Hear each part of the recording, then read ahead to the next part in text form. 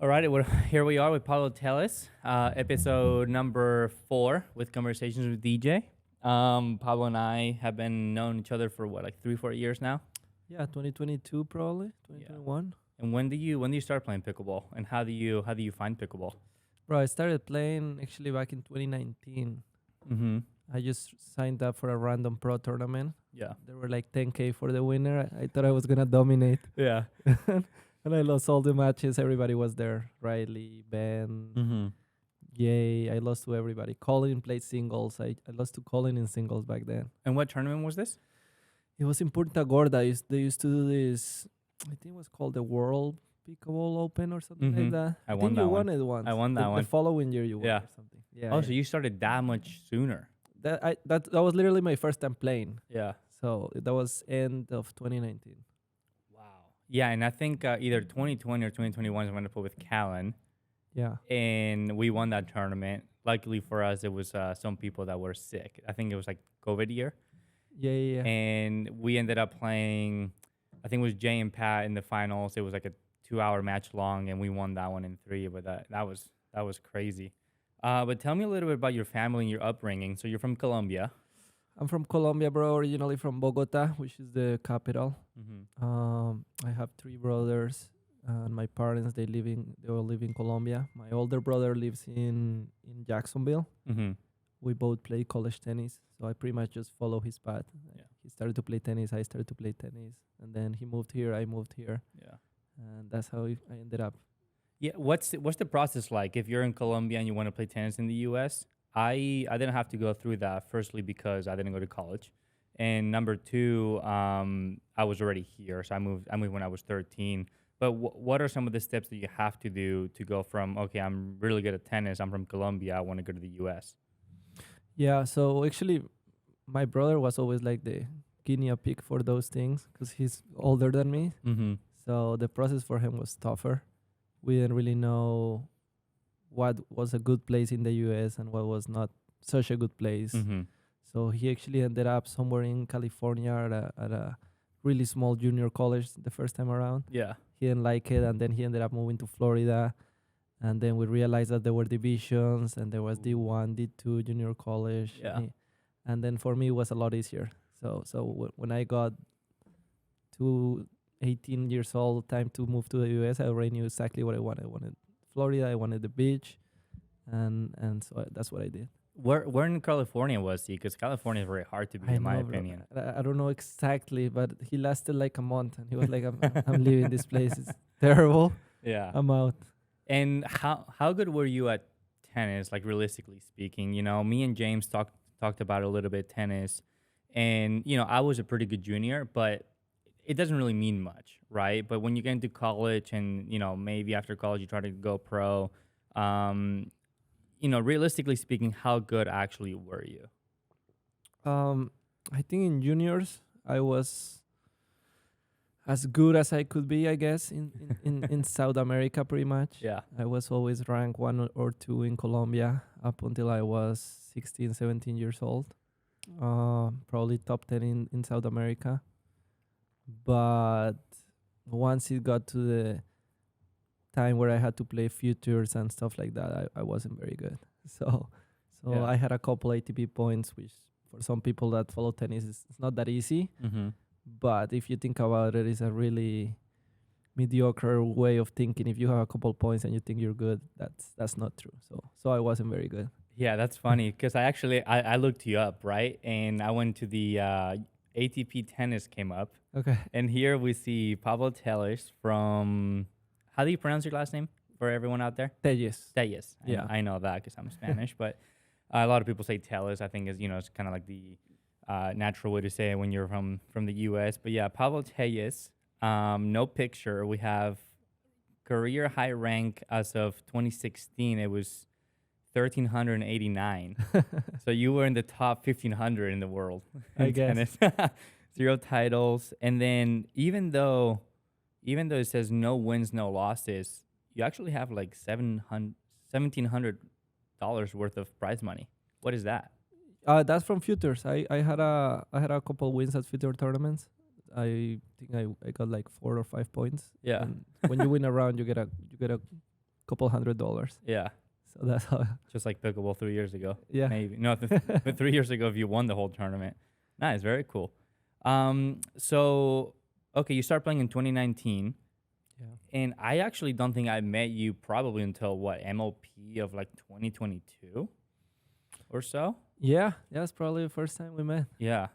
I didn't really play much until then. Like I told, I played that tournament, but for me it was a hobby. I was working full time as a tennis coach, and pickleball just became my hobby after that tournament that we were talking about. Yeah. And so I didn't really play any tournaments in 2020, 2021, and 2022. I think I only played the US Open. Yeah. So because it was right in my backyard. Yeah. But I was just not thinking about it as a profession or anything. I used to play soccer on the weekends, pickleball in the weekdays, and that was just my hobby. Is soccer pretty good in or pretty big in Naples? It's not, but I found a group of Colombian guys. They had a soccer team, so we were playing every Tuesdays and Saturdays. You know, we're actually league champions. Yeah. Shout out to them. and yeah, I love soccer. Grew up playing soccer. My dad was a soccer player. Yeah. So yeah, that's really my passion, I think. Yeah, and I think you know, when people look at, you know, either whether you're Spanish or Latino, right? Like that's honestly what we do. We just play soccer all the time, right? So even though I was never part of a club back in Spain, I mean, I played soccer all the time, whether it was like, you know, lunch break or after school with my friends or whatever. And then obviously for me, it was, you know, go to a club and play tennis. But I think soccer is such a big component of, you know, anyone that's like Spanish speaking is just so big everywhere. But let's fast forward to, let's say, 2022 MLP, where you got drafted to the Hard Eights. Yeah, so actually I didn't get drafted. That time I think Rob Nunnery was injured, and that was literally last minute, right before the event was supposed to start. Mm-hmm. And me being from Naples, I used to practice quite a lot with Simone. Yeah. So she literally gave me a call on Tuesday, and the tournament was supposed to start on Thursday. Hey, I want you in my team. Rob cannot make it. Can you make it? So I was like, let me call you back because I gotta call my boss. So I had to get permission from my boss, who's a really nice guy that I respect a lot, and that's how I got to the fives. So I played to the fives that first tournament, and then after that we did pretty well, and I got drafted for the second event, I guess. Yeah, like the second season of the year or you know, whatever. Yeah. What was the prize money if you were a substitute technically, right? Or alternate, something like that. Yeah, something like How much money do you make in that tournament? I don't think I got an appearance fee. I think people were getting an appearance fee if you were drafted. Yeah. I think I just got like the prize money event. We made it to the semi. So for MLP has always been really good in terms of prize money. Yeah. I think we got like around 3K for that weekend, which was really good, I think. At the time was amazing. Yeah, back in 2022. And then in the second season, you ended up getting drafted to... I play for ATX. I play with Dylan and Jade and Sarah Hansbury. Yeah, that was a good team. I remember... I mean, I didn't know you as well at the time, but I feel like the joke kind of was that you always got so tight. Like it was, because it was like, you know, it wasn't like your first big event or anything along those lines, but I mean, Dylan was already really good, and now you have to step up and play with somebody like Dylan. And at that point, because the PPA players were not allowed to play at the time, or I mean, I don't know what the deal was, but they weren't playing. Oh yeah, I remember. At that time, Dylan's like what, number 2, number 3. Dylan was great. Yeah, he was amazing, right? So that you have a lot of pressure. You have to win your men's, and hopefully you can win your mixed matches. And you played with Sarah, I remember. Yeah. How was that experience? It was fun. Like I said, you know, Dylan was really great, past tense. And not as good anymore. No. And yeah, I played with Sarah.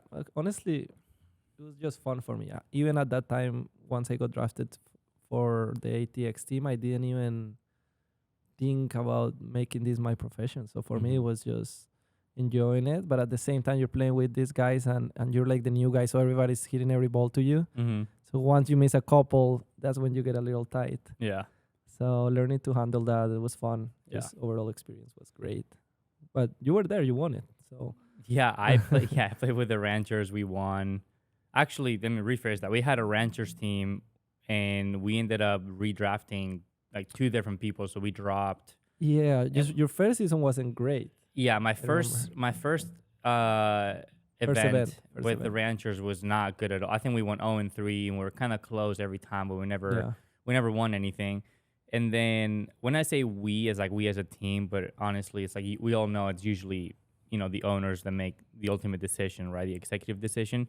And then we ended up dropping Gridley and we traded Maggie. oh, Austin Gridley, I remember him. Yeah, Yeah. and we got, I don't know how it happened, but we got Jackie Kawamoto Mm, for Maggie Brasha, which at the okay. time, I mean, obviously they're amazing right now, but at the time, Jackie was just a better player than Maggie, Yeah. which I thought it was a really good trade for us. And Anna Bry was super stoked, and Anna Bry is amazing to be in a team with because she's all hype, right? Yeah. And then we ended up picking up James Ignatowicz, which nobody knew, but obviously he was dating Anna Brad at the time, and she was a really big advocate for James. Yeah. And then the first event that we play, we win the whole thing, and we get 100K for the team. So we get 25K each, Oh, that was 100K. 100K. And the funny thing is, James and I lost every single men's match up until the semifinals. So we lost every men's match. We were terrible. We couldn't win a point without them missing the shot first. And we won the semis against Johnson Cola and Andrew Daescu. Yeah, yeah, And yeah. then we ended up beating Rafa and Zane, which were like unbeatable at the time. Yeah, I remember. So that was awesome. Those were good times, bro. Yeah, really good times. And let's talk about a little bit about your partnership with Federico, right? So the both of you, don't smile at me like that. Both of you are from, or not originally, but both of you live in Naples, Yeah. right? Yeah. And so I remember at the end of 2022, the both of you were asking me, like, hey, do you want to play a tournament or two, blah, blah, blah. And I mean, it was a while back ago. A lot of my year was with Zane and stuff. That said, though, you guys ended up deciding to play 2023 together. Yeah. How did that come about? Honestly, it came about thanks to Fed. Like my entire professional career was started because Fed helped me get a sponsor that was helping me with expenses, Mm-hmm. and they were sponsoring him before me, and thanks to him, I was able to quit my job and just give it a try. Yeah. And then once the year was about to start, we were like, hey, let's just play together. We can train together. We're both Latinos, we're both kind of on our way up in a way, in the sense that we're just gonna get started. Yeah. And so it worked out perfect. Yeah. No, for sure it did. I remember the beginning of the year of 2023 was a little bit rocky, though, right? Because you guys Yeah. were not as established. Honestly, we weren't very good. I was an ultra aggressive player with zero thinking. And you remember we joke about it, my violin backhanding. Mm-hmm. Yeah. So I used to have a really weird technique. And Fed was the complete opposite. Yeah. He wouldn't speed up a ball to save his life. Mm-hmm. And we just started playing together, figuring it out. And we got a bunch of matches in our belt. There used to be still a backdrop in the first half of the year, and that helped us a lot because I think we got like fifth place. Yeah. Because we would try so hard, we just wanted it. Yeah. And that's how we started getting better. And eventually we started getting more into the main draw rounds, semifinals, and it started to click. Yeah. I remember, I'm pretty sure one of your very like first big wins was against me and Jay.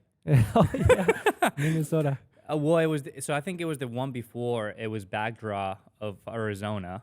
Oh yeah, that was Yeah. we were so happy about that. Yeah, and you guys, I could tell you guys were super stoked, and then you guys ended up playing. Obviously, you had the whole year together, but you played Minnesota, and we played you guys in the semis. And like honestly, at the time, I didn't think you guys were still very good.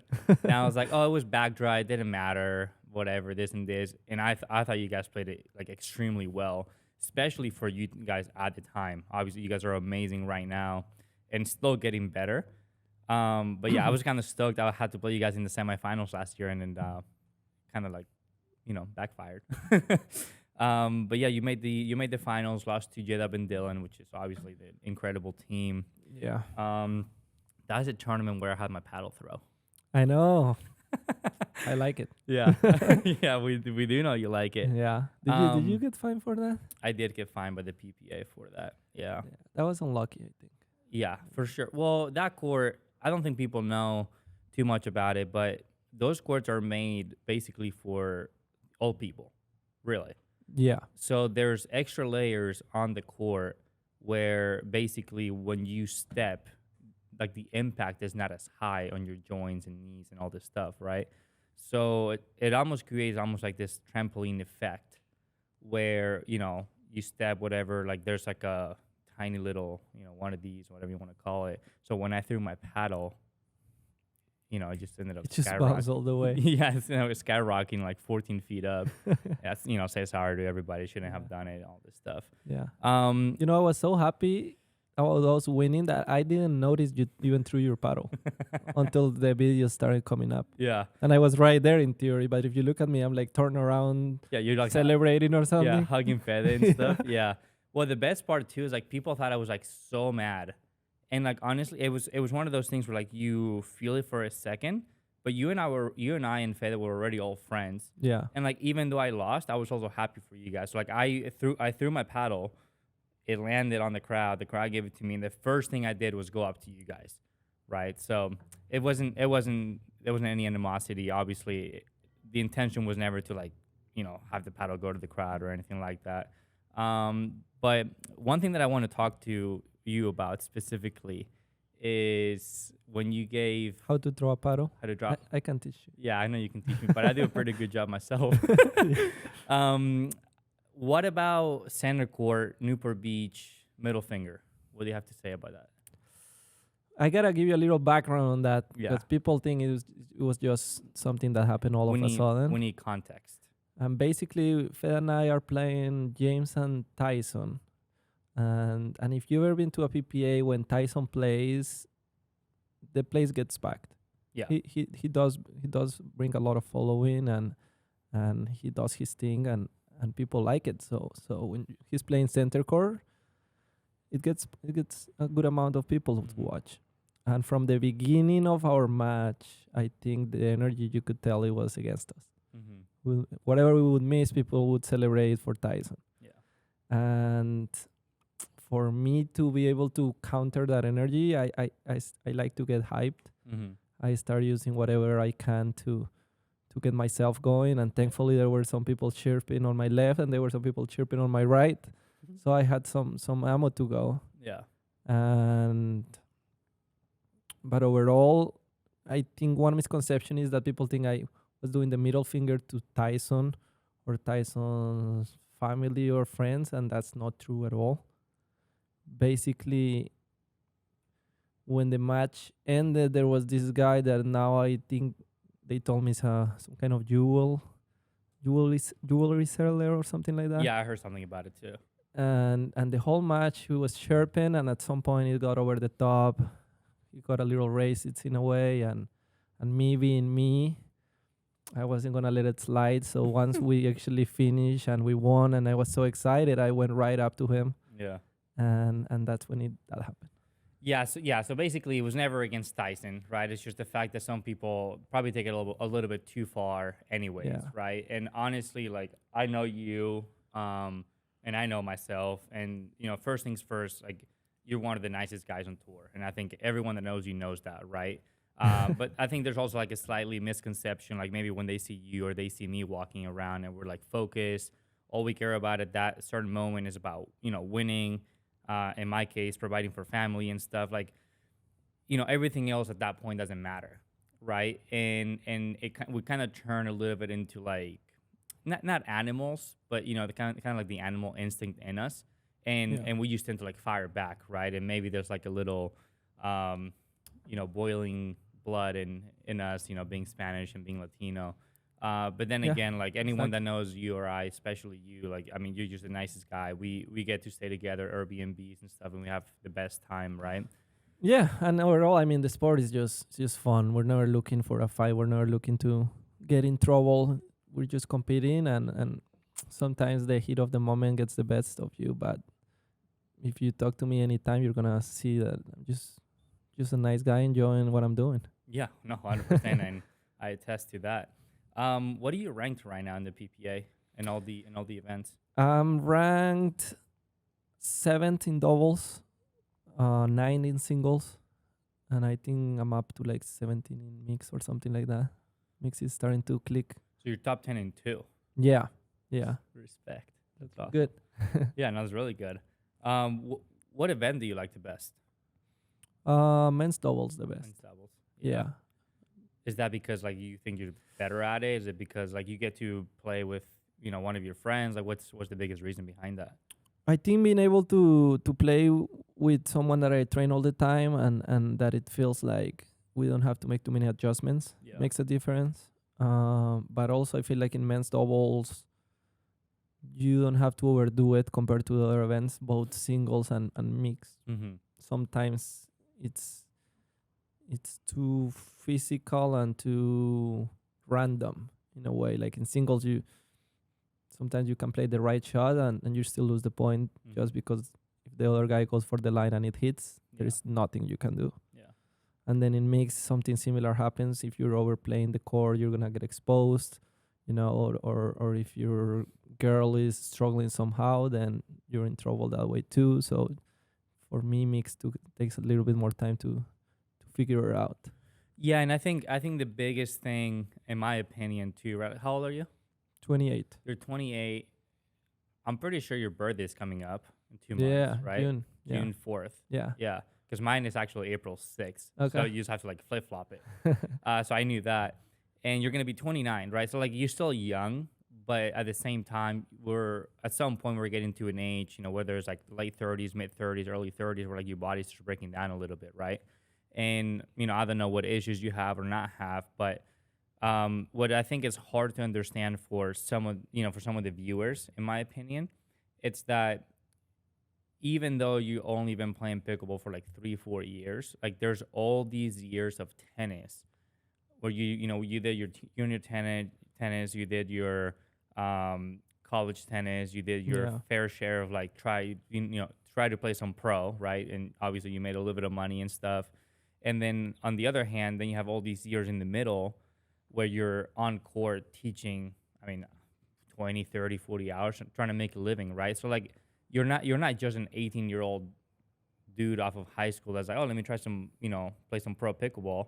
And so I think there's a big misconception when we talk about, singles is really hard. And it's like, yeah, it is hard, but also there's like 28 years of grinding tennis, right? Trying to make it to the pro level or, maybe a little bit less. And then now it just happens to be that, you're a little extra tired than you would be, if you were 24 because you're about to be 29, right? So Yeah. what do you think? I think that's exactly right. I remember talking to Ben last year in Vegas because he makes a deep run in every event, every tournament pretty much. Rarely he doesn't. And you see him just as fresh, pretty much on Friday, as fresh as he was on Thursday, and then on Saturday, as fresh as he was on Friday. And part of it is he's just still very young. Yeah. And the other part is he's been taking it a lot more serious than others for a long time too. Yeah. So he's bringing a trainer, he's stretching, he's doing those things that some of us just started doing recently. So I think to take the game more professionally, in a way, it's also important for your longevity in the long run, Yeah, and I think obviously the biggest thing right there is age, right? Like in my case, I'm only 24, and even though I don't play singles, even though I'm trying, and I don't get super deep in mixed doubles anymore, even though I'm hoping to do so. But even when I did, and I was doing, like a year and a half ago, I could win men's and mixed, and and it hasn't been the case recently, but even then I could play mixed Friday, Saturday would be men's doubles. I could win both, which has happened before, and I'm like, yeah, I could go practice. And I think, and it's not that I'm in incredible shape. It's just that, we're just so young and we just don't feel it as much, right?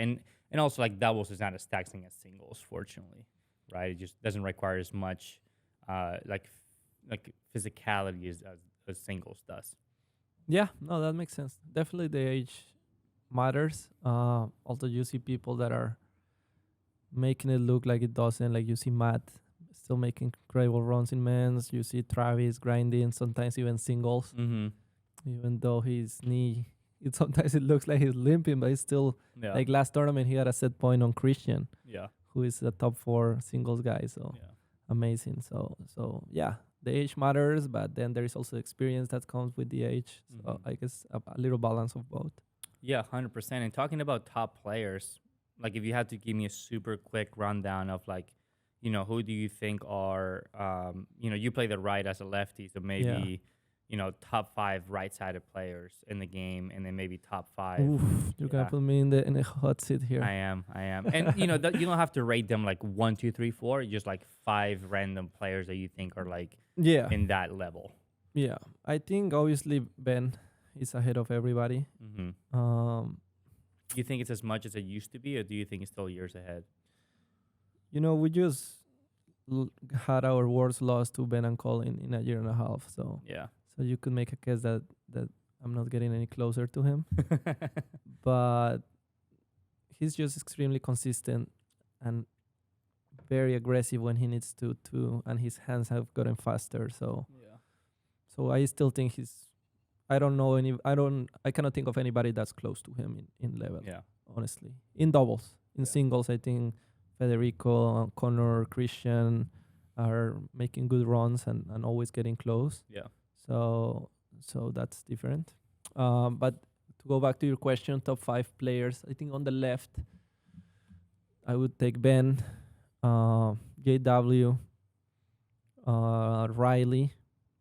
I think he's still there, even though he hasn't played lately.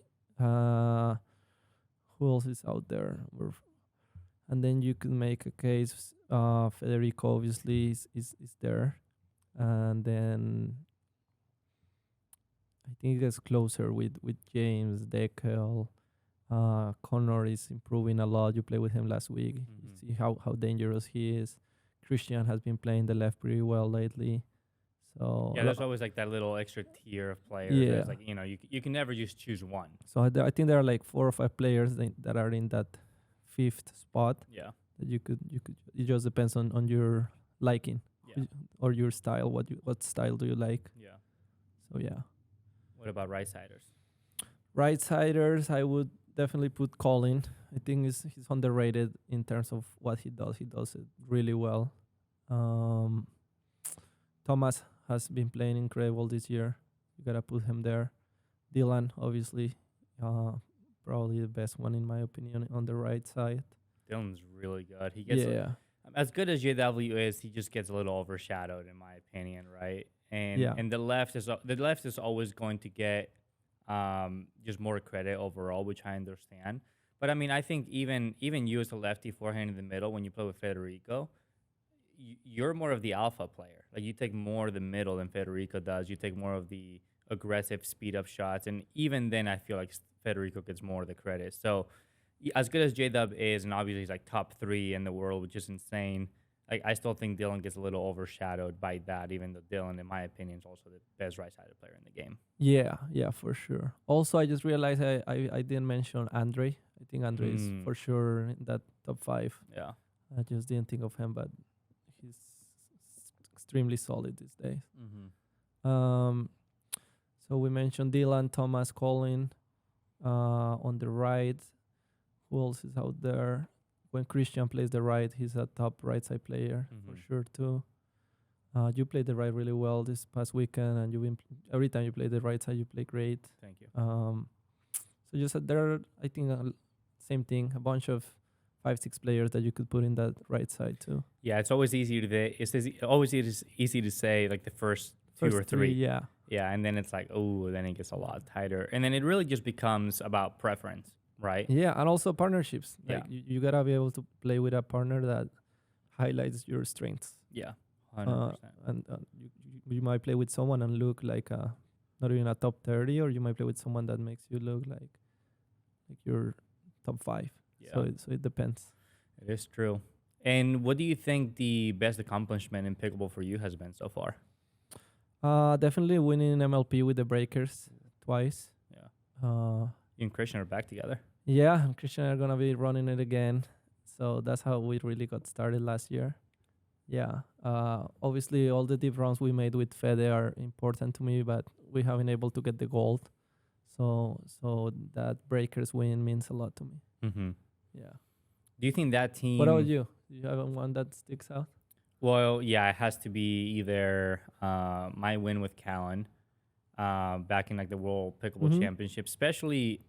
I mean, the biggest reason it's that's your homie, right? Like the fact that Yeah. you're winning a big tournament at the time it was a major, and then you're also doing it to one of your closest friends. Because Yeah. Cal and I go way back. I have an episode with him that's not out yet, but we just go way back. And I mean, to be able to do something that big, that means that much for us with your one of your closest friends, it just means a lot. And then number two, MLP win. I mean, Czech at the time was huge, right? Winning always feels good. The only thing that I would put over um, the reason why Callan is first and MLP title is second, it's because of that friendship, right? Even though MLP probably meant more overall, like just being able to then again being able to do it with someone that just means that much to you, and you're playing not for yourself but for the both of you because you want to see the both of you succeed. I think just goes a long way, you know. Yeah. And especially Colin. Must be fun. I never played with Colin, but Yeah, he's such a stud. he is a stud, and he has the best one-liners. Can't say them on the Oh, pod, yeah. but he has the best one-liners. He's way funnier than people giving credit for, in my I know. opinion. And yeah, what are the best parts in your opinion? What are the best parts about going to a tournament?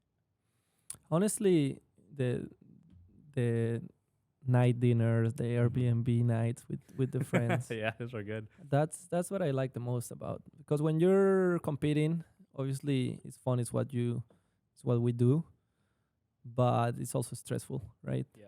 And anybody who says otherwise is lying to you. Anybody who says that they don't feel pressure is lying to you. So when you're at a dinner with you, me, Dylan, Fede, having a good time, that to me is almost as important as the tournament itself. Yeah.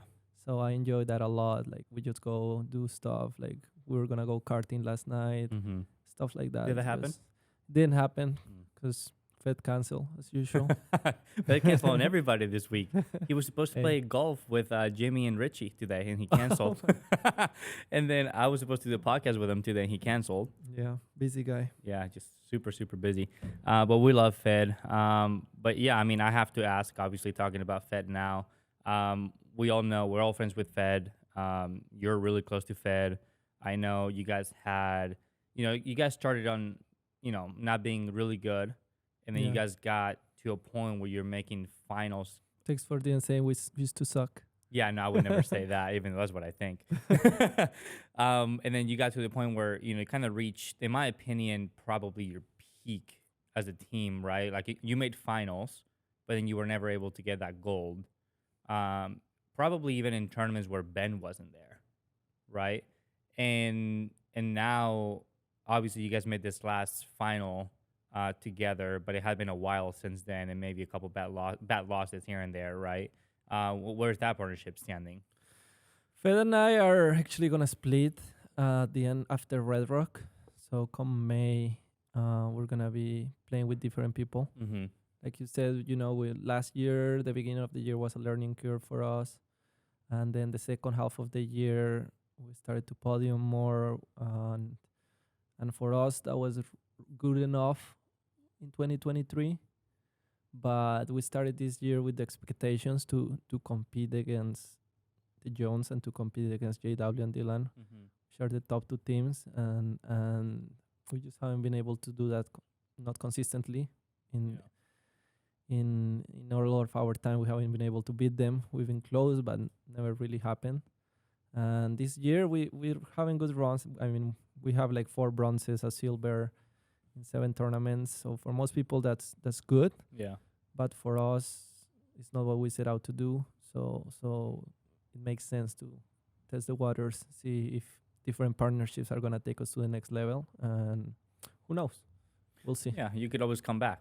Yeah, right? and Fed and I, more than all the medals and all the success we had in this year and a half, we're just friends, Yeah, that's the most and important thing. and we're gonna stay friends. We're gonna still train together. We're gonna still hang out, and maybe one day we'll get back together. Who knows? Yeah. So it's like it's not a bye. It's like a see you soon. It's like a see you later. Yeah. That's what you tell the girl you're gonna dump, huh? Yeah, hasn't been like that for about a year and a half now. But what does this split really mean to you though, right? Because coming from a really good friendship, you go through these like hard times together. You end up splitting up. You could eventually get back together. But what does it really mean to you? Are you a little sad about it? Are you okay? Like how do you manage that?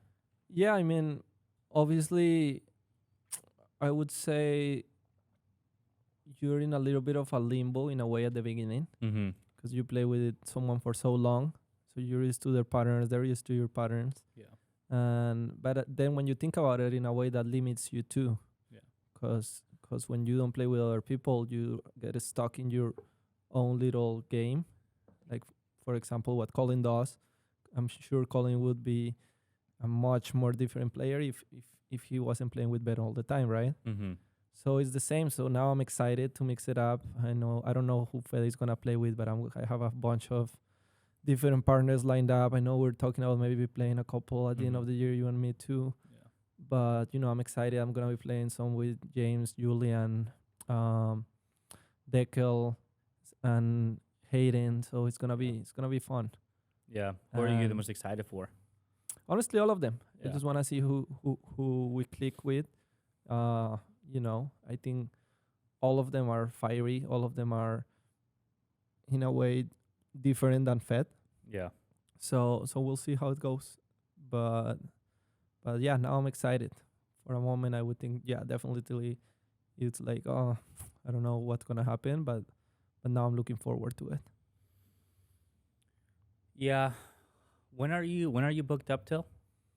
I think mid-July or something, or end of July, something like that. Okay, so it's happening quick. Very good. So that's only like what 3 months now. So next two are with Fede. Next tour with Fede, then I have one with James, Julian. Yeah. I actually have one with Jaume. Nice. Yeah, Jaume and I actually go way back. Do you? We play college tennis together, That's funny. rival schools. so we know each other from way before Pico. That's funny. Yeah. What about your mixed partnerships? Mixed partnerships is a little bit in the air. I have Leah for everything that's West Coast. Excited to play with her. This is gonna be my first tournament with her actually in LA this week. Yeah. And then after that, I don't have anyone really. I have to look up who I can book. Yeah. I played some with Era at the beginning of the year. We felt really well together. She's really good, man. I just played with Jesse last week, and we had a deep run, and we know each other from a long time too, and I think our personalities match pretty well too. So maybe we're gonna play some more. Honestly, I haven't talked to anybody. Yeah. So we'll see. Yeah. Is there anyone on the men's side specifically that you'd be like, I think this guy and I could just do really well? Yeah, Ben. Yeah, I feel that way too. So Ben, if you're down, just let me know. But I would take 70%. You would take it. Well, you like to play a bigger right because your forehand's in the middle. So Yeah, I mean, when you play with a lefty, I think it becomes more of a fluid game in terms of who takes the middle. yeah, It depends on the strategy, depends who you're targeting. One person is gonna take more middle balls or the other one. yeah, So I think it's fun when you do it that way. yeah. You mentioned that when you played Ben this past weekend, his hands gone faster. What do you Yeah. think? What do you think he's doing? What do you think are some of the drills to do for your actual hands to get that much faster? Well, I think it comes just from competition. Like, for example, in my case, I have gotten targeted so much on my backhand side that I have had no choice but to improve my backhand, Yeah, right? And for Ben, his only, you could call it weakness, has been his hands in the past. mm-hmm. And people have attacked him so much that now his hands are just as good, if not better than anybody else. Yeah, So just competing and getting yourself exposed and having people that can expose your weaknesses. Mhm. I don't think there's anything that can that's better than that. Yeah. What would be the number one tip, maybe for amateurs out there, for them to get better? Positioning. Mm. I think up until you're a pro, you always have positioning mistakes. When I play with 3-0s, 4-0s, 5-0s, they're just in the wrong spot more often than not. Yeah. So mastering where you should be at every single point in the game, it's key. Yeah. It automatically makes you a better player. Yeah, I see that a lot, even with 5-0s, right? Like we play. I'm in San Diego, so a lot of the times it's Callan, Hayden, and I. Thanks to Hayden, comes down and practices with us quite often. But then the fourth is always, somebody that's like a step below us when it comes to, a step or two below us when it comes to just skill level overall. Yeah. And a lot of the times, it's the positioning that you have makes a huge difference in the type of shots that you're gonna hit. Yeah. Right. So it seems like when you're off of position, when you're out of position, a lot of the times you're hitting the wrong shot more often than not. Right. You're like on the stretch a little too much, or you're taking a ball that I should take based on I'm on the court and based on where the ball is coming from, and then now you're putting your partner in a very compromised position. Yeah, exactly. Yeah. And even at the pro level, if you look at Ben, he's always in a better position than most. Yeah. Like in the sense that he never gets out of position. Yeah. And even when he's pushed into a tough shot, right away he's back into his area. So so I think even at the pro level that's the difference. Yeah. Dude, we were in Houston, we played a bunch of liar's dice together. I know. Who do you think? So two different questions. Number one, in the pickleball tour, who do you think is overall the funniest guy?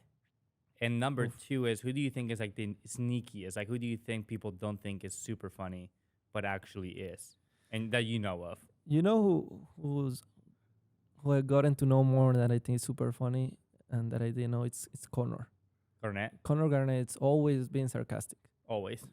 He doesn't know how to be any other way. No, but it's like a sarcastic that you don't know he's being sarcastic because he doesn't look like it. Yeah, hard to read. Just like Dylan. Mm-hmm. You know how Dylan is, and Dylan is always joking, but he looks so serious. People think he's serious. Yeah, but I've gotten to I spent so much time with Dylan back in 2022 because we stay at all these places together in APPs and blah blah blah. If you talk to Dylan, he's bluffing. He just goes. Yeah. So you know. Yeah, but I know instances that have gotten him in trouble because even when he's joking, at no point in time he says I'm joking. He sticks to it, and people think that he's serious. And even I have gotten mad at him because he takes it over the line, and you think like this guy is really like being annoying. Yeah. But no, he's just joking. Yeah.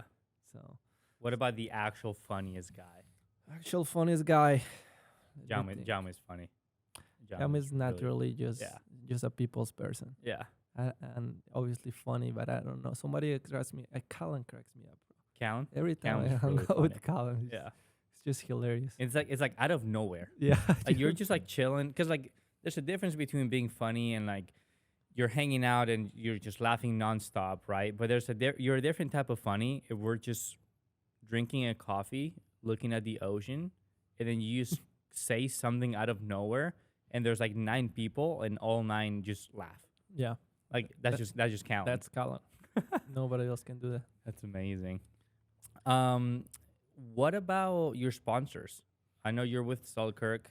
Are you gonna be staying with Selkirk? Are you looking to see what's out there? Do you have any other sponsorships?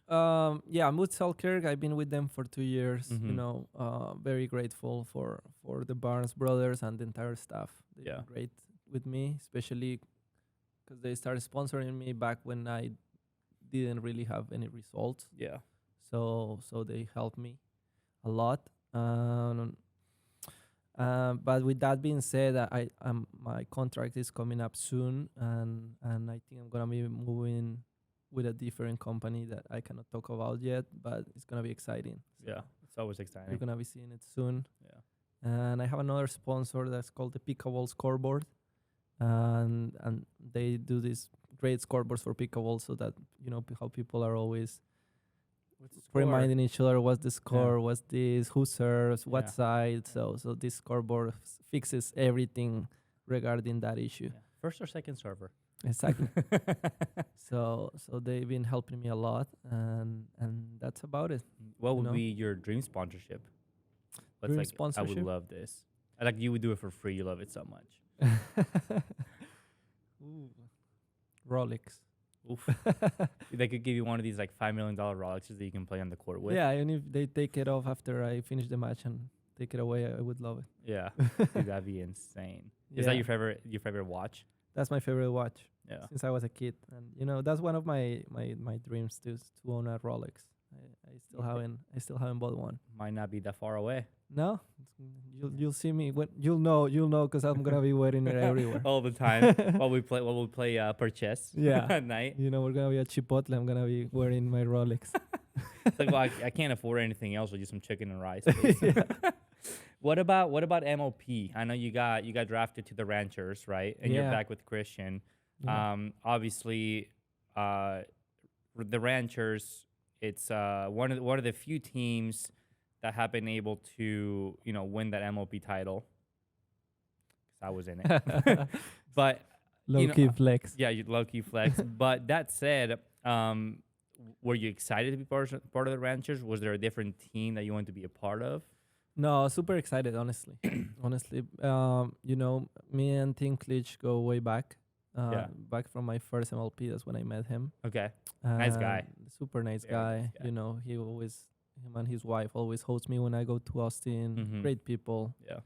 And so I was excited when I got drafted for the Ranchers. I know there are more owners now, and they all been great. Ryan is the GM. He's been so far on top of everything, and I think he drafted a really good team. Yeah. Who is it? Is you Christian and who? It's Christian, Eda, who in my opinion is top 5 women all around right Yeah. now, and then Tina, Yeah, I love who's Tina. been playing great, back-to-back finals in mix. She can play both sides, Yeah. which is great when you have a lefty, And so can Eda, and really. so can Eda, Yeah. and then Christian, who's incredible the way he's been playing this year. Yeah. And we played together before. I'm gonna move to Boca. He's in Boca, so we're gonna be training together. Nice. So overall, just excited to get it going and win the whole thing. Trash Yeah. talk other teams. You know how it goes. I totally get it, and I'm sure you're decently happy to be out of the Atlanta Bouncer. Hey, they treated me great. Yeah.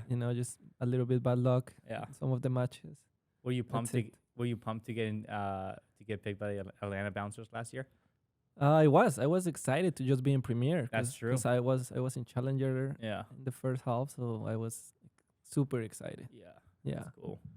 What are you guys? Have you guys talked about like the team dynamic yet? I know they're really involved, right? I mean, I know Ryan DeWegian, I think it's his name. I know all of them are super involved. I love him. He's part of the lab. Shout out to the lab. Yeah. Really cool place. But do you guys know? Is it gonna be men's or women's first? Are you guys planning on you with Tina, you with Eda? How's that going? You know what? I don't want to give the other teams our strategy, but Fair. Can you give it to me? as far all I'm gonna say is I'm gonna be playing the left side.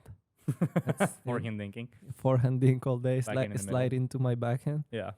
No, honestly, that's the good thing. We can mix it up. Yeah. And that's what's exciting about this team.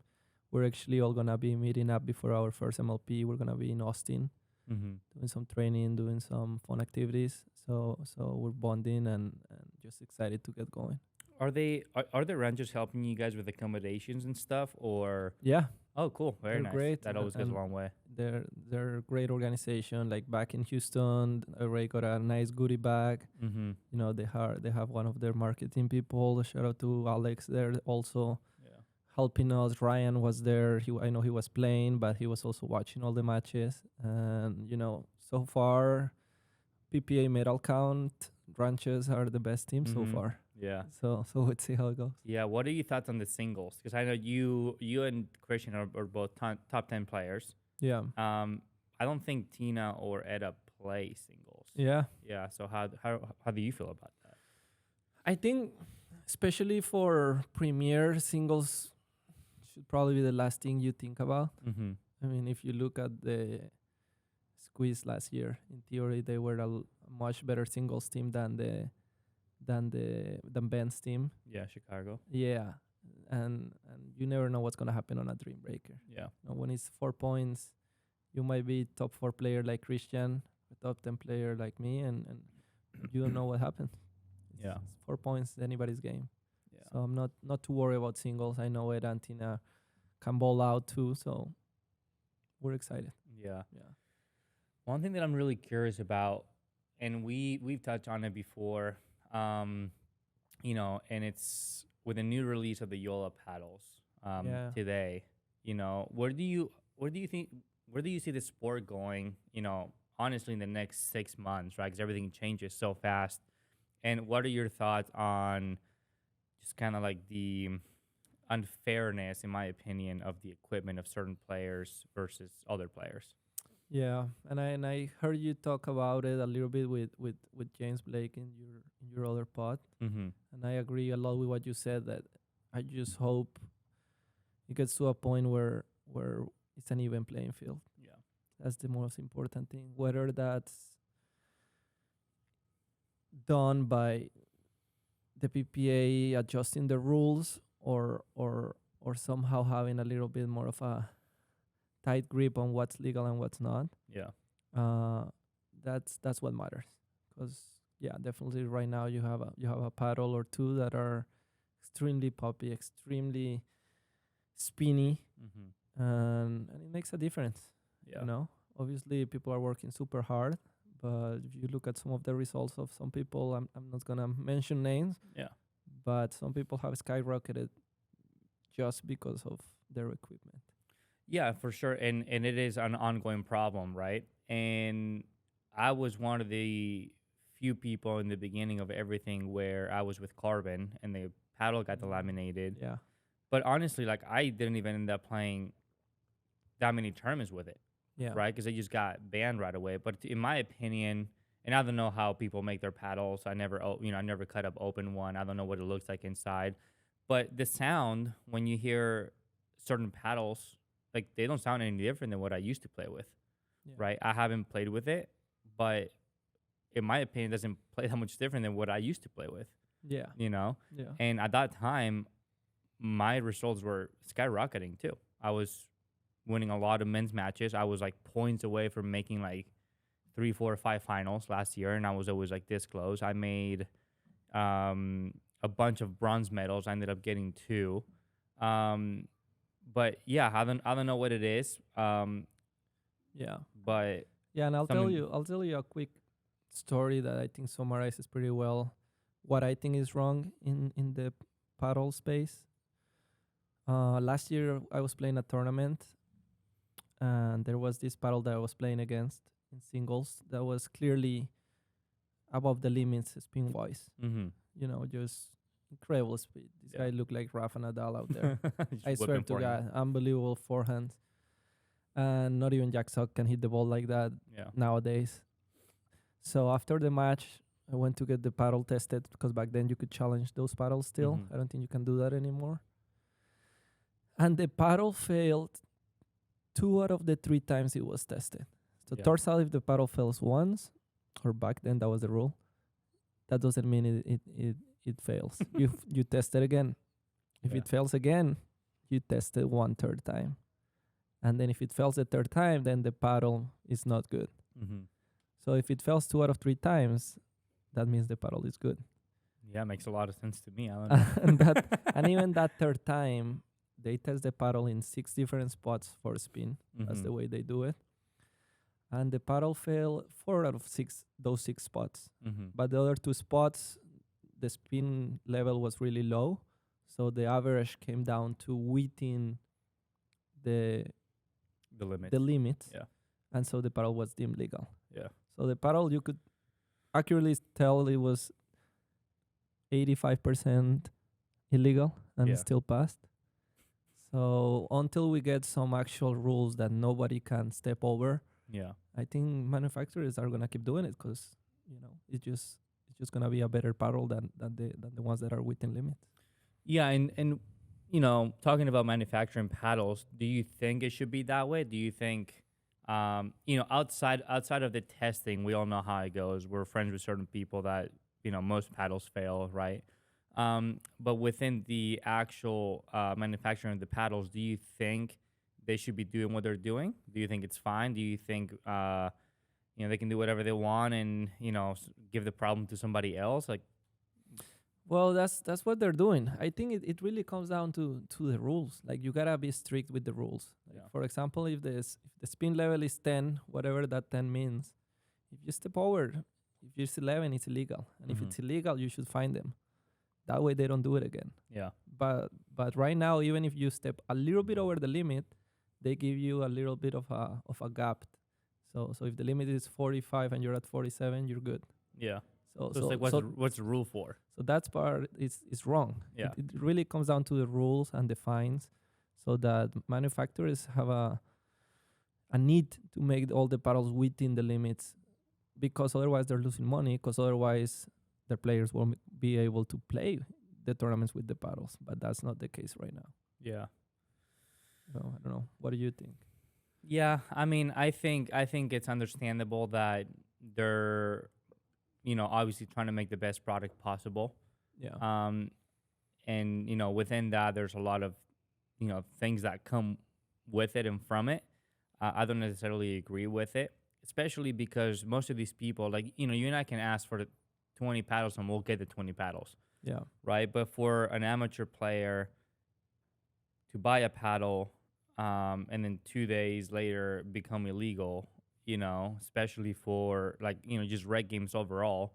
If you have like John Doe that's 70 years old hitting rockets, because he was Yeah. good at tennis 50 years ago against a lady named Susan that's 65 and can't get out of the way, I don't think that's okay.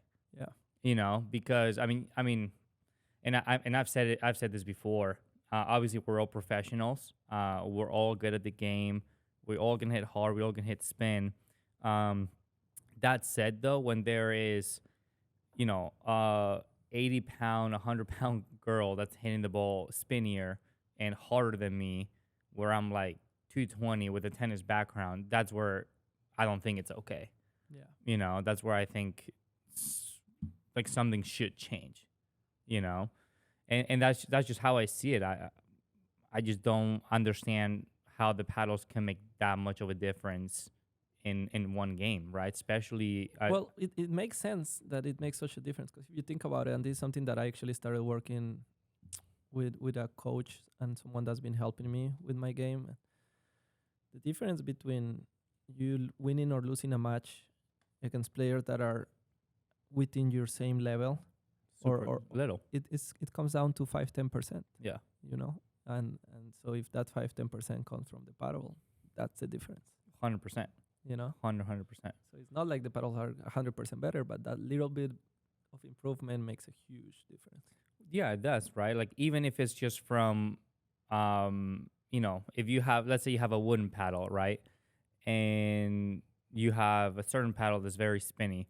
If you hit the tape 10 times with a paddle that's very spinny, it's gonna go over like nine or 10 times. Yeah. With a wooden paddle, it might never, because you can't hit that sort of spin, for the RPMs to like hit the net and still go over, Yeah. right? Or that powerful. So yeah, I think it just makes a huge difference. Honestly, like in my opinion, I think the grit level is fine if you keep it at 40 or 44 or whatever. It's fine, right? But I think everyone should have that. It's competing in the highest level at least. Like all of them should be similar. All of them should be the same. And you see in every sport, right? Like the equipment of the sport that you're playing within does not make a huge impact on how well you do. Yeah. It has more to do with your on-court training, your off-court training, and all this stuff. But now it's you gave a certain player a much better paddle, and then now he starts winning more matches. Like it just shouldn't be that way, and that's the way it seems. Yeah. And again, I don't get tired of saying it. I think it starts with the rules. Mm-hmm. It makes no sense that you can have a paddle that's over the rules and still be deemed legal somehow. Yeah, that makes no sense. So Yeah. we gotta work on that. But Lastly, before we get to, your questions and whatever you want to talk about, I just want to thank Stack, Body Grips, Head, and Engage. They all make a difference in how I look and how well I play. And yeah, is there anything else you want to touch on? Let's talk about our match last week. How Okay. did that go? No, I mean, it went great. Honestly, we had match point. I went back and looked at it. So here are my true thoughts. I thought you played really well, by the way. Thanks, To brother. the point that we started to have to play more to Connor, Yeah, thank you. and Connor is tough. Yeah, he's very tough. But here's the truth, and in my opinion, I thought we had the right game plan. I thought me and Connor played overall really well, right? And I couldn't sleep knowing that I missed that dink at match point where you hit an inside out to my forehand. Yeah, But then I went back and watched it. That was probably, in my opinion at least, and maybe I'm biased because I missed it. That was the best inside out forehand you had all game. yeah, Like you just kind of like went for it. yeah. Like I don't know if you were like, oh, maybe this is gonna work, or match point down. Maybe you're down, you're gonna go for it regardless. And I thought we could hit it out of the air.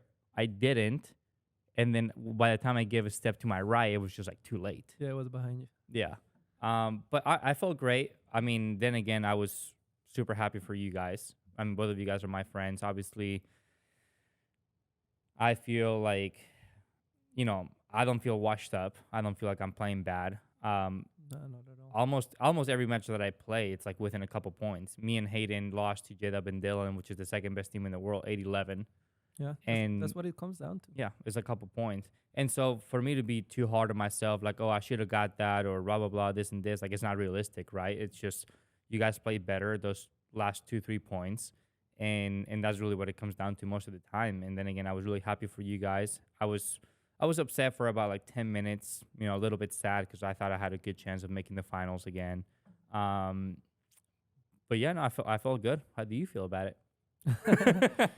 I was just happy that I think Fed and I have wasted like 12 match points this year, Mm-hmm. and been in that position that you were in. So we were just happy to finally get one go our way. Yeah. So yeah, but overall, just happy to be playing at that level with all of you guys. Yeah. We're playing pickleball. I know everyone says it's just pickleball, but to us, it's more than that, right? It's the way we make a living. It's the way we express ourselves a lot of the times, right? It's the way that, it's almost like it's just a part of us, right? And it's something that we're going to look at 5-10 years from now whenever we retire. I mean, I'm 24, so hopefully not when I'm 28, right? But or 29, but we're going to look back at it and we're going to tell people the stories, and it's going to be sick. And at the end of the day, it's not going to matter whether you won or lost that match, but how you navigated through all of that, right? So Yeah, and like I said, I think once all of this is over, it's the friendships, it's the stories, it's the times you spend with people that really gonna matter. You're gonna win some, you're gonna lose some, but that's not the most important thing for sure. the most important thing is Liar's Dice at 2 a.m. Liar's poker. Liar's Poker at 2 a.m. when we have to be up at 7 and get to the venue by 8. Hey, don't tell people that. Yeah. We were in bed. We were in bed by 10. Yeah, by 10. Playing poker dice. Well, thanks, brother. Really appreciate you having here. Obviously, you're one of my closest friends on tour, and I was really happy you were able to make it today. Yeah, thank you, brother, and congrats on your daughter. You already know I'm extremely happy for you about that. Brother. That's goals in Yeah. life, and we'll see you every week. Yes, sir. Yes, we will.